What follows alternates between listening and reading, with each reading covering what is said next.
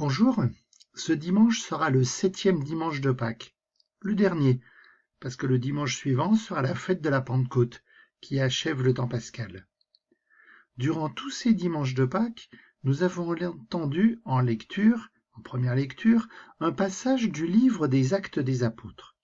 Alors, si tu le veux bien, faisons un petit peu une synthèse du chemin que nous avons suivi avec ce livre.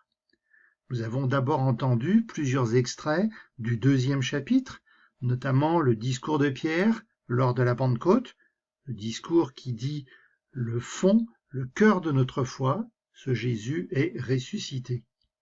Ensuite, avec des extraits du chapitre 6 et du chapitre 8, nous avons commencé à voir une communauté chrétienne qui se développe, qui commence à sortir de Jérusalem pour aller annoncer la bonne nouvelle dans d'autres régions.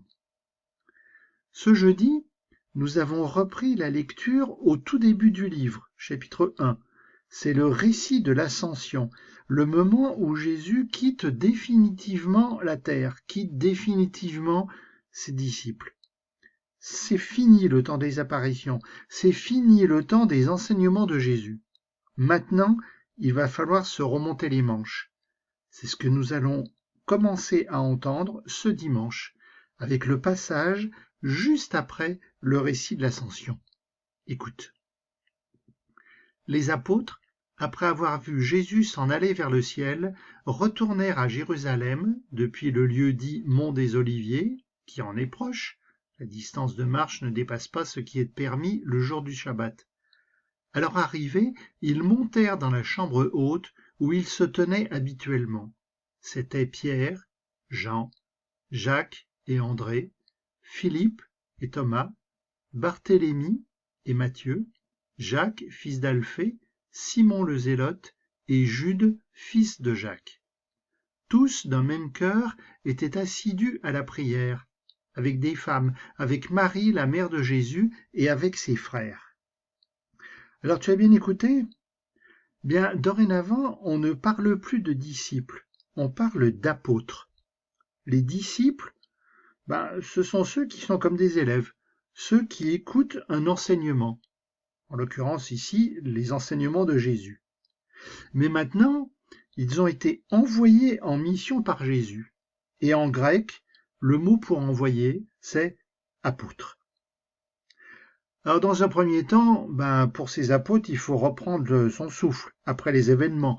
Le départ de Jésus, ça a quand même dû être un choc pour ces apôtres. Alors ils se réunissent, là où ils ont l'habitude. La chambre haute, comme son nom l'indique, c'est une pièce qui est à l'étage d'une maison. Peut-être une pièce qui était louée par quelqu'un. C'est là où les disciples ont vécu le dernier repas avec Jésus. C'est là où Jésus, ressuscité, leur est apparu. C'est donc en quelque sorte le quartier général de la communauté naissante. Il est probablement nécessaire de rappeler la liste des apôtres. Si tu fais bien attention, tu vois que les noms sont un petit peu donnés deux par deux, un petit peu comme des couples. Alors tu te rappelles qu'à un moment donné dans l'Évangile, Jésus a envoyé ses disciples deux par deux. Et si tu fais bien attention, eh bien tu compteras qu'il n'y a plus que 11 apôtres qui sont mentionnés. Ils ne sont plus 12. Et oui, parce que Judas a quitté le groupe. Il a trahi Jésus et finalement il s'est suicidé. Donc pour le moment, il y a un manque dans le groupe. Ce manque, il faudra le combler. C'est ce que racontera d'ailleurs le livre des Actes un petit peu plus loin. Mais ces apôtres ne sont pas tout seuls. Il y a toute une communauté qui gravite autour, et notamment des femmes. Alors c'est important dans la société de l'époque. Le groupe de ceux qu'on appellera bientôt chrétiens, ce ne sont pas que des hommes. Il y a à la fois des hommes et des femmes. Et le texte nous dit qu'il y a aussi des membres de la famille de Jésus. Cette famille qui a été très discrète jusqu'à présent, on en a très peu parlé dans les évangiles.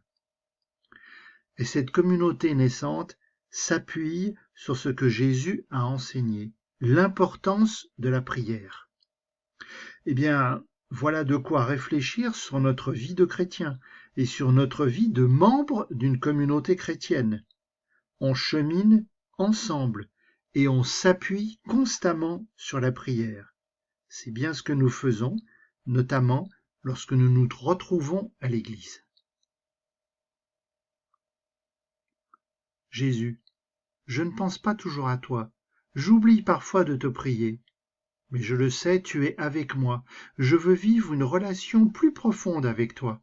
Parle-moi, change-moi, rends-moi plus attentif. Fais que je ne t'oublie jamais. Amen.